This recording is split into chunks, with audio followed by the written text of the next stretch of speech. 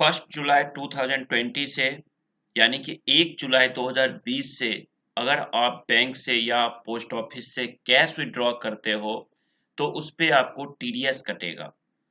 ये टीडीएस जो आपको कटेगा सेक्शन 194 एन जो कि फाइनेंस बिल 2019 में बजट में आया था, उसी के अनुसार अब अप्लीकेबल कर दिया गया 1 जुलाई 2020 से।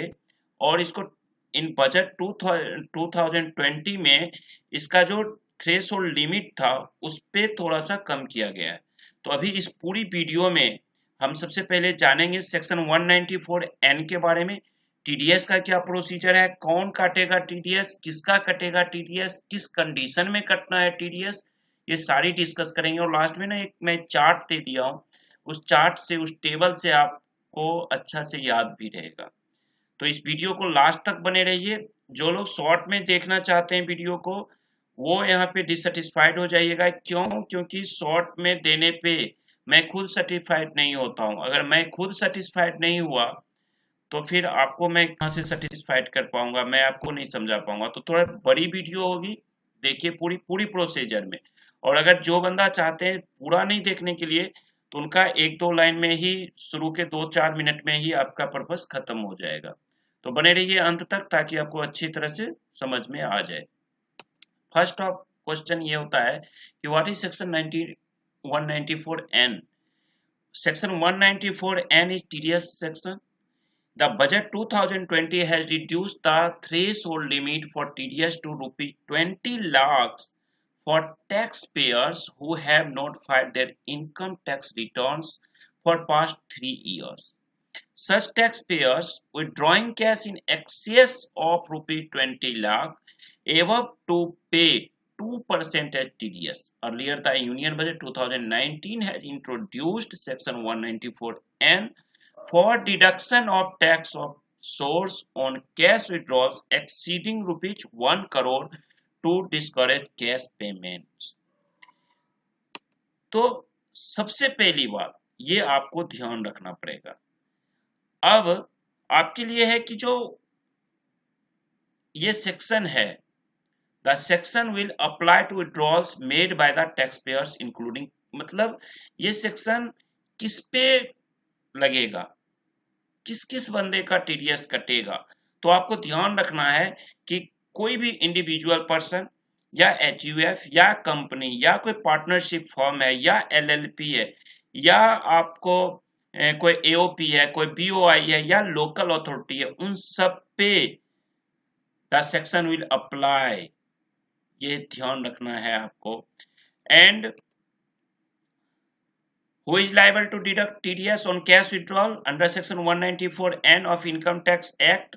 तो आपको ध्यान रखना है कि एनी बैंक, आइदर वो आपको पब्लिक बैंक हो, प्राइवेट बैंक हो, कोई भी, चाहे एसबीआई हो या आईसीआईसीआई बैंक हो, कोई भी बैंक है वो आपका टीडीएस काट सकता है। कोऑपरेटिव बैंक से भी अगर आप विड्रॉ करते हैं तो, और पोस्ट ऑफिस में भी अगर आपने सेविंग कर रखा है और वहां से पैसा विड्रॉ करते हो तो आपका टीडीएस कटना ही कटना है। लेकिन ये provision, this provision will not be applied on following categories: any government body, any bank including cooperative banks, any business correspondent of a banking company including cooperative banks, any white label ATM operator of any bank including cooperative banks, any other person notified by the government, जब जब government करेगी। अब आपके पास होता है कि limit क्या है, थ्रेशोल्ड लिमिट क्या है।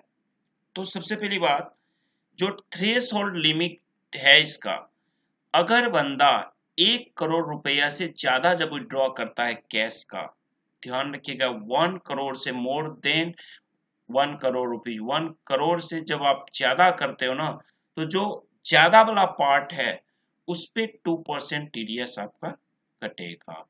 इतना ध्यान रखना है आपको। और ये कब होगा कि जब ये टीडीएस डिडक्ट तब होगा जब पेयर पेमेंट आपको देता है, ये आपको ध्यान में रखना है। Rate of TDS under section 194N is 2%। जो पेयर जो है वो आपका 2% टीडीएस डिडक्ट करेगा। कब? जब आपका विड्रॉल लिमिट या पेयर के हिसाब से देखें तो जब वो आपको पेमेंट करता है उस समय 1 करोड़ से एवं जो हुआ आपका फाइनेंशियल ईयर में, आपके ऊपर सेक्शन 194N अप्लीकेबल हो जाएगा। अब आपके लिए जैसे मैं समझाऊं इसको एग्जांपल देख के, सपोज आपने क्या किया, आज 80 लाख रुपया 80 लाख रुपया विड्रॉ कर लिया। आज मान लीजिए 27 जून को आपने 80 लाख रुपया विड्रॉ किया, फिर 28 जून को आपने 30 लाख रुपए विड्रॉ कर लिया। तो 80 लाख आज किया और नेक्स्ट डे आपने 30 लाख कर लिया, यानी टोटल हो गया 1.10 करोड़ रुपीज, यानी 1 करोड़ 10 लाख। तो 1 करोड़ 10 लाख जो है ना, वो 10 लाख पे आपको लग जाएगा टीडीएस। 1 करोड़ पे तो नहीं लगना है, जो 1 करोड़ के बाद का जो ट्रांजैक्शन हुआ उस पे लग जाएगा।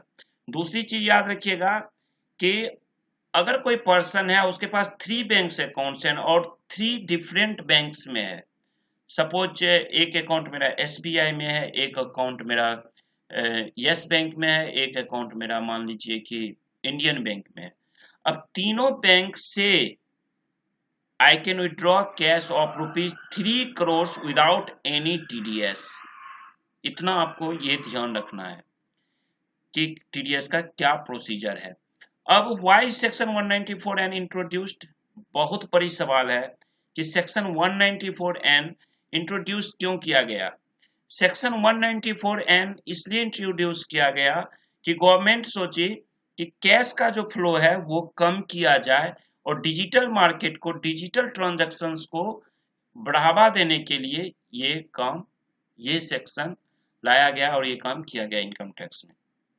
अब यहाँ पर एक सवाल बहुत पेचीदा बना हुआ है कि सारे सिचुएशन तो सही हैं, लेकिन एक क्वेश्चन जो अगर आपका भी ध्यान गया होगा उस क्वेश्चन पे, तो आपके लिए होगा कि अगर कोई बंदा, सपोज आप कैश जब विड्रॉ करोगे तो चेक लेके जाते हो, सेल्फ का चेक ले गए हमने 80 लाख 90 लाख, फिर अगले दिन 20 लाख निकाला, 1 करोड़ 10 लाख कर लिया, तो वहां पे 10 लाख पे टीडीएस कट जाएगा।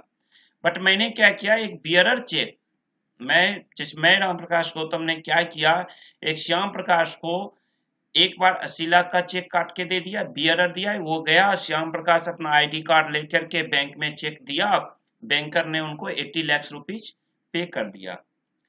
अब नेक्स्ट डे फिर मैंने श्याम प्रकाश को 30 लाख का चेक दे दिया, अब 30 लाख का फिर जाकर के उसने विड्रॉ कर लिया। अब यहाँ देखिए पेमेंट क्या हो रहा है, थर्ड पार्टी पेमेंट हो रहा है। इस केस में ये एक पेचीदा सवाल है, इस पे अभी लॉ कुछ भी क्लेरिफिकेशन नहीं दिया है कि क्योंकि श्याम प्रकाश का अकाउंट स्टेट बैंक में तो है नहीं और वो थर्ड पर्सन है, वो बियरर चेक लेके गया। राम प्रकाश का बैंक अकाउंट में है, स्टेट बैंक में अकाउंट, तो मैं राम प्रकाश ने एक चेक दे दिया, लेकिन वो चेक राम प्रकाश खुद से सेल्फ विड्रॉ नहीं कर पा रहा है, वो बियरर चेक दे रहा है। तो यहाँ पर एक ये पेचीदा यहाँ पे फंसा हुआ है, हो सकता है इस पे क्लैरिफिकेशन जल्दी आ जाए। अब हम आपको लेके चलते हैं, इसका जो समरी है इसको आप समझिएगा। इन स्टार्टिंग मैंने आपको कहा था, अगर आपको ध्यान हो, अक्सर लोग पूछते हैं ना कि रिटर्न भरना क्यों जरूरी है। अब समझिएगा, इस चार्ट से आप पूरा का पूरा समझ जाइएगा, इस चार्ट को ध्यान से समझिएगा, इस चार्ट से ना आप टोटल समझ लीजिएगा कि क्या करना है। अब यहाँ पे आप ध्यान रखिए कि ये किस पे मैंने टेबल जो है वो देखिए, एक तो ये एप्लीकेबल कहाँ किस पे होगा, थ्रेशोल्ड लिमिट क्या है विड्रॉ का, टीडीएस का रेट क्या होगा, और अगर आपके पास पैन कार्ड नहीं है तो क्या लगेगा आप पे टीडीएस का रेट। मैंने आपको स्टार्टिंग में वीडियो में कहा कि बजट 2020 में इसे रिड्यूस किया गया, 1 करोड़ से 20 लाख किया गया। ये लाइन नया जोड़ा गया इस बार की बजट में, इस बार के फाइनेंस एक्ट में। पहले जो था फाइनेंस बिल 2019 में, उसमें तो 1 करोड़ सीधा था, इसको रिड्यूस करके इसको ना थोड़ा सा कम किया गया और इन लोगों के लिए किया गया कि मैं जो आपको बताया कि जो लोग who have not filed there income tax return for past 3 years, अगर आपने पिछले 3 साल से इनकम टैक्स रिटर्न फाइल नहीं किया है और आप बैंक में जाते हो कैश विड्रॉ करने, तो आपके ऊपर ये 1 करोड़ का रूल नहीं अप्लीकेबल होगा, आप पे अप्लीकेबल हो जाएगा ये 20 लाख रुपीज वाला। अगर आपने इनकम टैक्स रिटर्न नहीं फाइल किया है पिछले 3 साल में, तो आपको सेक्शन 194 एन पे 20 लाख रुपया से जो ज्यादा हुआ कि आपके ऊपर 2% टीडीएस कट जाएगा, 20 लाख से ज्यादा और 1 करोड़ तक में। और अगर आपके पास पैन कार्ड भी नहीं है तब तो थ्रेशोल्ड लिमिट जो ये हर जगह हर पैन कार्ड पे हर टीडीएस के सेक्शन में 20% का लिमिट है, वही यहाँ पे एप्लीकेबल हो जाएगा कि 20% यहाँ आपका टीडीएस कट जाएगा। वहीं आप अगर 1 करोड़ रुपया से ज्यादा का ट्रांजैक्शन किया, कैश विड्रॉ किया, तो आपको 5% और बिना पैन कार्ड वाले पे 20% टीडीएस कटेगा। तो यहां तक तो देखिए मोस्टली लोग, अब आपको समझ में आ रहा होगा कि ऐसा क्यों किया गया। जो मिडिल क्लास के पर्सन हैं उन्हें तो कभी जरूरत होती नहीं है। अक्सर जो छोटे सिटीज में है ना, स्मॉल सिटीज में पर्सन, उनको क्या लगता है इनकम टैक्स तो कुछ है ही नहीं यार, बेकार है, ऐसे chartered accountant, tax practitioner, tax advisor, bank, income tax क्या है, नथिंग।